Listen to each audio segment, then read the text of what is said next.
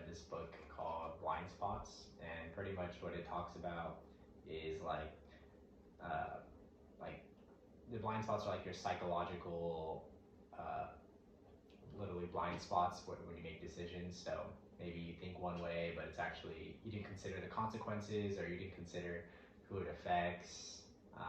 And pretty much the book addresses like how do we fix that, and different like methods to fixing that.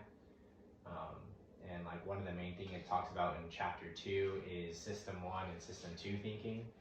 System 1 thinking is like when you make like a decision initially, like just off, off your first go, and you don't really consider any like repercussions to it or anything like that. And system 2 thinking is when you stop and you think about maybe the actions you're going to make or the decisions you're going to make, and you consider the outcomes before thinking. And that's kind of like I think a big topic in this book.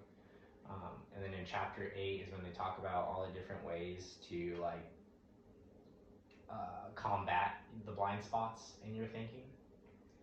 So I think some of the methods that they talk about are anticipating the want self, like pretty much anticipating like the things that you want and initially act on without thinking fully through on that.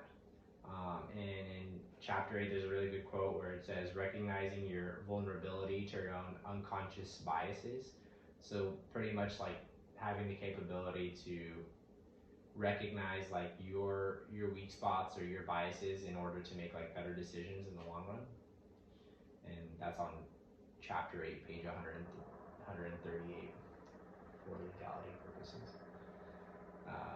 Another method is giving voice to your should self, which is, to me, when I read it, I thought of it as kind of like the same thing as system 2 thinking, which is like considering your second option before you make your first option, or like considering what could happen if you do something without fully thinking about it, or thinking long enough about it, or considering the outcomes.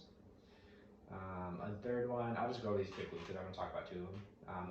Evaluating your unethical choices accurately, identifying hidden but powerful informal values, identifying ethical sinkholes, and that's like within like companies or where you work or day-to-day stuff. Changing your defaults, structuring info to expose value trade-offs, and then importance of future concerns. So 2 of the methods that I thought that I have personal examples with are evaluating your unethical choices accurately, which is pretty much like reflecting when you make a bad decision to then make a better decision later on, or changing your way of thinking, like essentially before it's too late.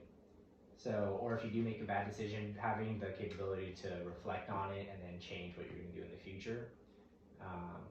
And the second one is identifying hidden but powerful informal values. So this was like primarily talking about like the example it talked about in the book was like working at a company, and a lot of people know at a company like, oh, if you want to move up in the company, you should be in this department, or if you want to get to this spot, you should be here, to move up.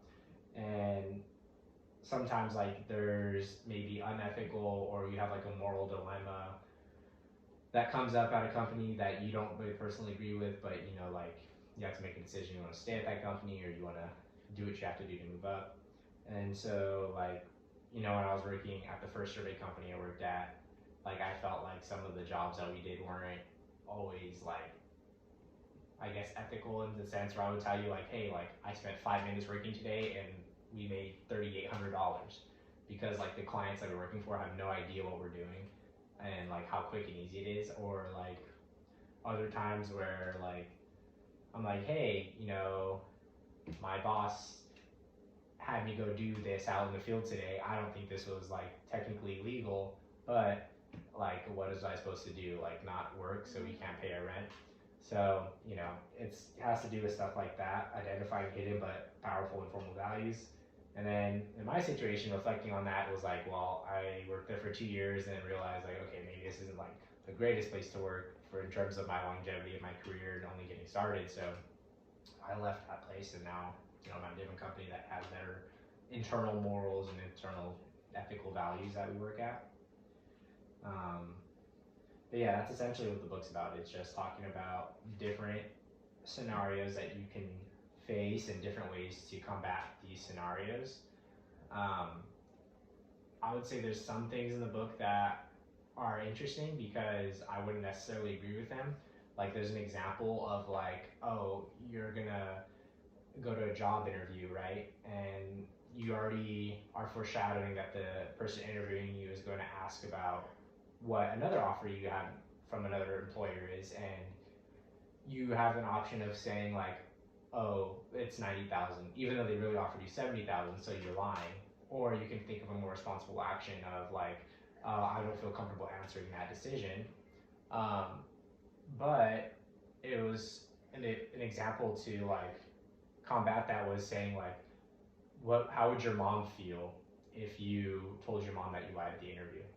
And I just feel like it's a very like not extreme, but not a very realistic approach to morals and like ethics. Because I mean, I know personally, like for my mom and maybe your mom too, if you told your mom that when you told the company you told them 90,000 instead of 70,000, I don't think your mom would break down in tears or start crying or scold you for saying that. So I think there's like things in that book where it's like I feel like maybe the authors that are writing this are coming from like such like a place of like security, or like they don't relate to hardships that other people face growing up, so that they write things kind of like, not, I don't want to say ignorantly, but without realizing like true hardship, and that they don't consider that into like ethical and moral decision making. And so that's like one step with the book, that like there's a lot of situations like that come up with their examples where I'm like this just isn't like the answers they give. It's like, sure, in a perfect world, like everybody's mom would say, oh, you shouldn't do that, and start crying about it. But like I think they come from a place where they come from this like really like easygoing life where they can just grow up and like not face hard decisions, where it's easy to criticize hard decisions, I guess I would say. Do you think it's more important for like employees to learn about this, like going into the field, or for like pre-existing managers and business owners?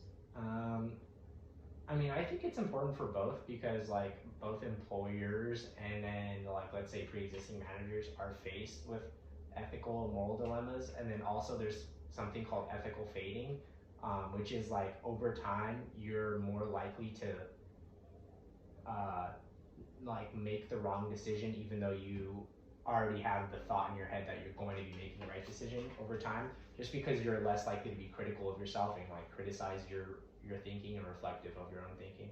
So I think it's like equally as important for both to review things like that.